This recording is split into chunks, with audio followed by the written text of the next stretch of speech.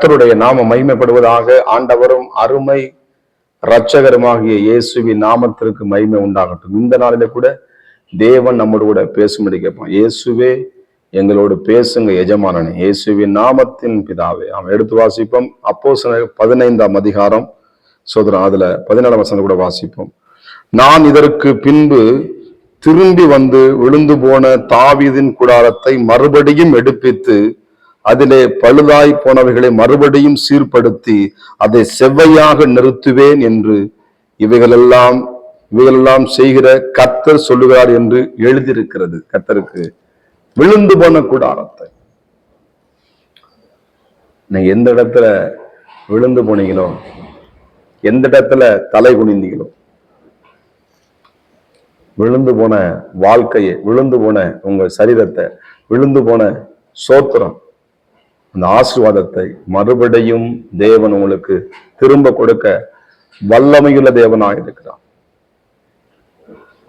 தாவீது ஒரு பாவங்களை செஞ்சு என்ன பண்ணா, அந்த 51ஆம் சங்கீத வாசனை அந்த பாவம் செஞ்சு என்ன பண்ணா, விழுந்துருவான். ஆனா அந்த பாவத்தை விழுந்துட்டுன்னு சொல்லி அவனுக்கு தெரியல. நாத்தான் தீர்க்கதரிசி அவன்கிட்ட சொல்லும் பொழுது சோத்திரம். அப்ப இந்த கூடாரம் என்ன?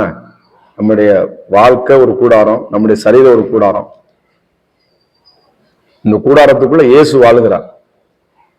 சோதரன் அந்த கூடாரத்தை என்ன பண்றான், இதயத்துக்கு ஏற்றவனா அந்த தாவீது கூடாரம் என்ன பண்ணுச்சுங்க, பாவம் செய்து விழுந்து போயிடுச்சு. மறுபடியும் எடுத்துக்கிட்டு சாத்தியமா? அவர் ஒரு ராஜாவா தேவன் ஆகியிருக்கிறார். அவர் ஏன்னா எதை வேணா மறக்கலாம், எதை வேணா பண்ணலாம், எதை வேணா செய்யலாம். ஆனா என்ன பண்ணல, தேவனுக்கு முன்பாக மறைக்கல. ஆண்டவரே நான் விழுந்து போன பாவிதான், நான் பாவி, நான் ஒரு புழு ஆண்டவரே, நான் ஒரு பாவி ஆண்டவர்னு சொல்லி தேவனுடைய சமூகத்துல சாஷ்டாங்கமாய் விழுகிறான் அந்த தாவீது ராஜா. விழுந்து போன இடத்துல கர்த்தருக்கு மகிமை உண்டாவதான்.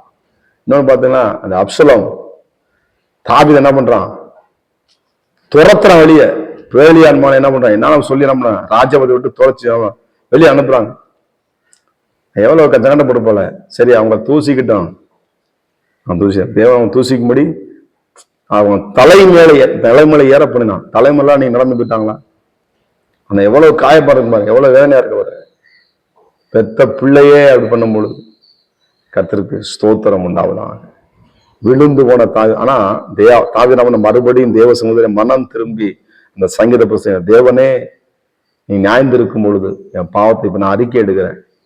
சுத்த இருதயத்தை, என் இருதயம் கெட்டு போச்சு, என் கூடாரம் விழுந்து போச்சு, என்னை மறுபடியும் கட்டி எழுப்புங்க ஏசப்பா கஞ்சி கதறுகிறான். எனக்கு அருமையான தேவ பிள்ளைகளே, விழுந்து போன இடத்தை நீங்க பாருங்க. எந்த இடத்துல நம்ம சரகமா அதான் விழுந்து போன கோடாரி எங்கே விழுந்தது?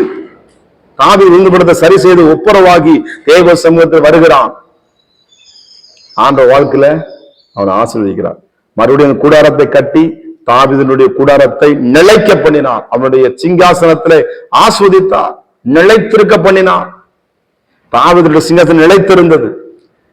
தாவீது வீரனாகிய ஆபிரகாம், ஈசாக்கு, யாக்கோபின் தேவன் நம்ம வாழ்க்கையில எந்த இடத்துல இந்த எலிசாவுடைய வேலைக்காரன் அந்த கோடாரி தவறி தண்ணியில விழுந்துருது, ராவலாய் விழப்பட்ட அந்த கோடாரி தண்ணியில விழுந்தது.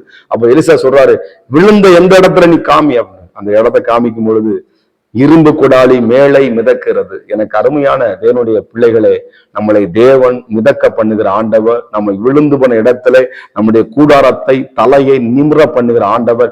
நிச்சயமாக எந்த இடத்துல நீங்க தலை குனிந்தீங்களோ, அவமானப்பட்டீங்களோ, அதே இடத்துல கர்த்தர் உங்களை உயர்த்த வல்லவராக இருக்கிறார் என்பதுல எந்த விதமான சந்தேகம் இல்லை.